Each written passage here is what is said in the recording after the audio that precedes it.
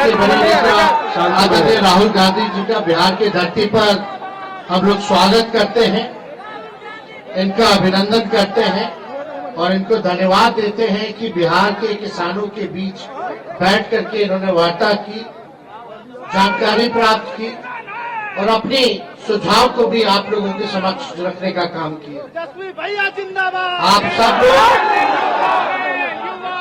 आप सब लोगों से हम कहना चाहते हैं कि मेरा मानना है कि जो अन्नदाता है, गर्मी में, सर्दी में, बारिश में, दिन भर खेत में लग करके मेहनत करके खून पसीने से हम सबों के थाली में 3-4 वक्त का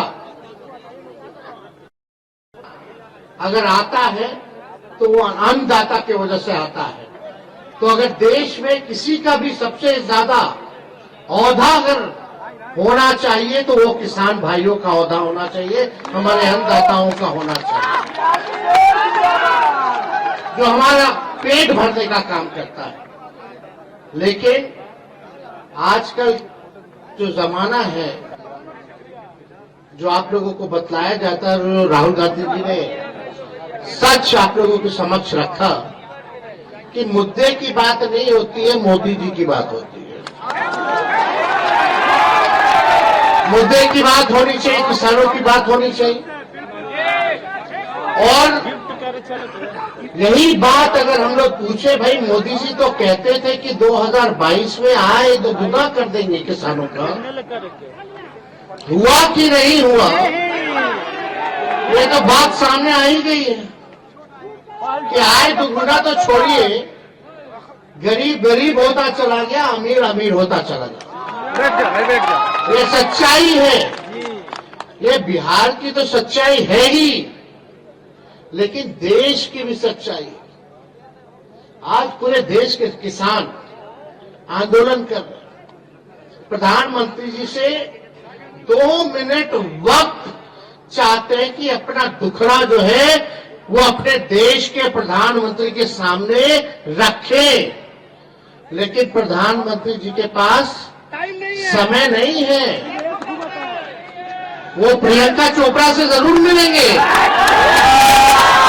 लेकिन हमारे किसान भाइयों से नहीं मिलेंगे। देखिए, कई तरह की बातें वो करते रहते हैं, हमको उस पर जाना नहीं है। मेरा स्पष्ट रूप से मानना है और मेरा समर्थन है, और इस आंदोलन में हम आपके भागीदार हैं कि एमएसपी जो है आप लोगों को मिलना चाहिए, उससे कम कुछ नहीं होना चाहिए।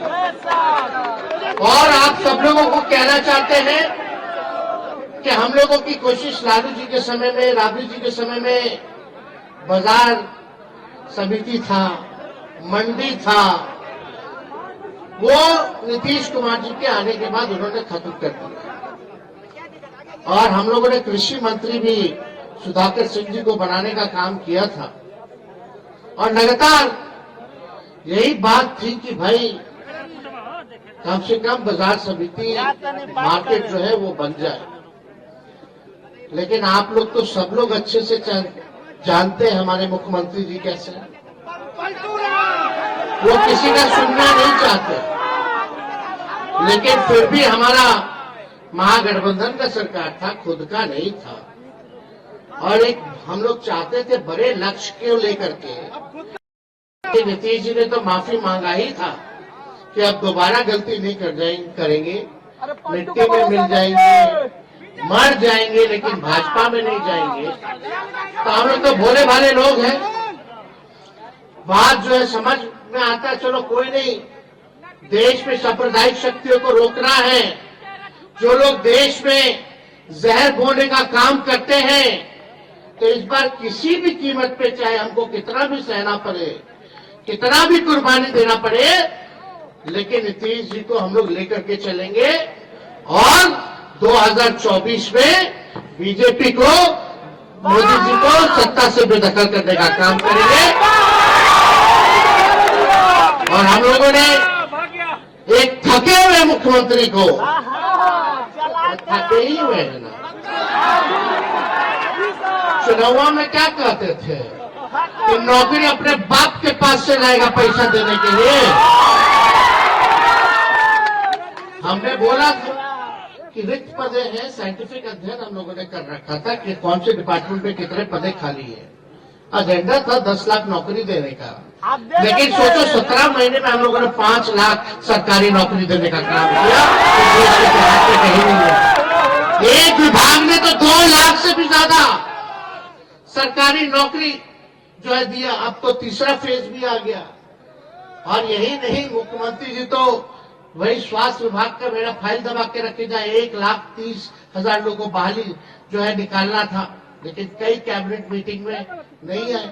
बोले आप कर देंगे, आप कर देंगे, आप कर देंगे। तो चलो ज्यादा किसी का बुराई नहीं करना है, बुराई करने से कोई फायदा नहीं है। मेहनत करेंगे, लड़ाई लड़ेंगे। और राहुल जी आज आए हैं, हम उनका स्वागत करते हैं।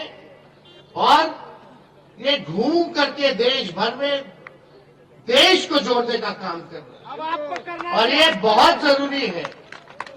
ये नफरत की राजनीति जो लोग करते हैं, जो झूठ का प्रचार करते हैं, हमने पहले भी कहा था कि मोदी जी जो है वो झूठ बोलने के फैक्ट्री हैं। मोदी जी जो है वो झूठ बोलने के होलसेलर हैं। मोदी जी जो है झूठ बोलने के मैन्युफैक्चरर हैं। मोदी जी जो है झूठ बोलने के डिस्ट्रीब्यूटर हैं। तो इसलिए आप सब लोग जागरूक समाज हैं। हम लोग चाहते हैं कि समाज का अंतिम पैदान पे खड़ा व्यक्ति का विकास हो, और हम लोग चाहते हैं सामाजिक न्याय के साथ साथ लोगों को आर्थिक न्याय मिले। इसकी लड़ाई हम लोगों को आगे लड़ने का काम करना है, गरीबी मिटाने का काम करना है।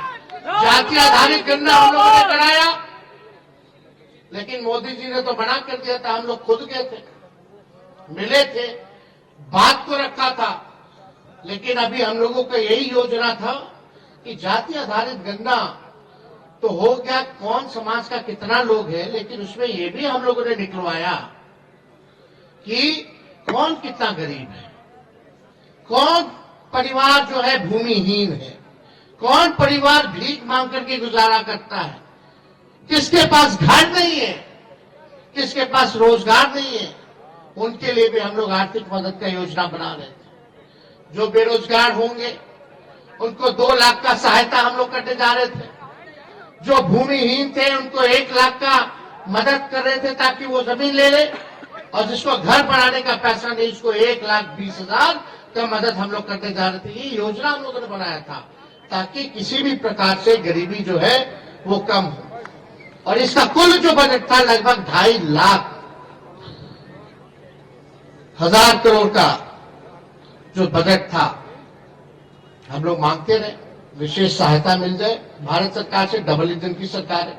चलो अब तो उम्मीद करते हैं कि बिहार को स्पेशल राज्य का दर्जा मोदी जी दे दे या स्पेशल पैकेज दे दे। नहीं देंगे, तो इसलिए आप सब लोग यहाँ किसान के लोग आए हैं, यहाँ सभी किसानों ने अपनी बात को यहाँ रखा। हम इनको भी सभी लोगों को धन्यवाद देते हैं, और राहुल जी को भी विशेष तौर पर धन्यवाद देते हैं।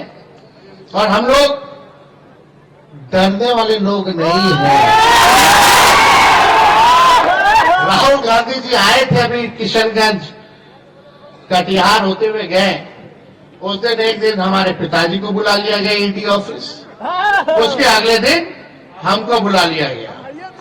तो ये तो हम लोग तो बचपने से ना देख रहे हैं, कोई डरने वाली बात नहीं है ना। इनके गीदड़ भक्ति से लालू जी और लालू जी का बेटा घबराने वाला है।